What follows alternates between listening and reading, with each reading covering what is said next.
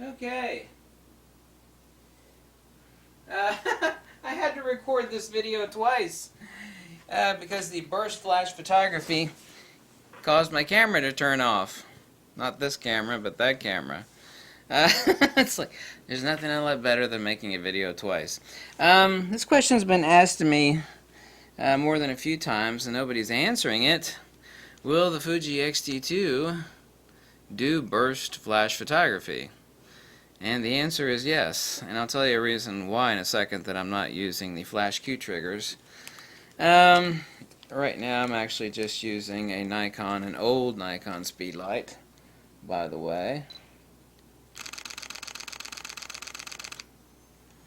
Awesome. Now this will work with the Pocket Wizards. The reason I'm using yellow ones, because the yellow ones are on super sale. Got plenty of black ones, so that's why they're ugly yellow.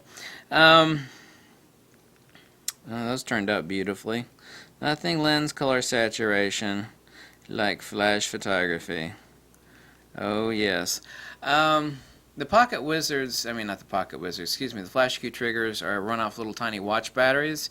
The reason why those won't work is because the recycle time to send out the transmission signal is basically a hair underneath a second.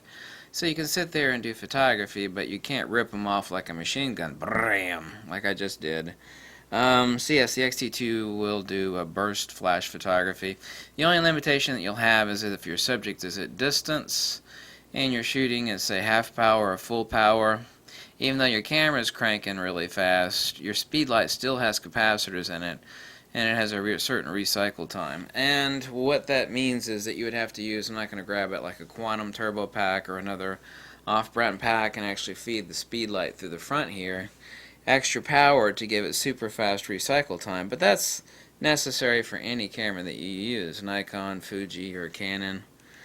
So yes, everything does work perfectly on this for burst flash photography on the X-T2. Of that, there is no question at all.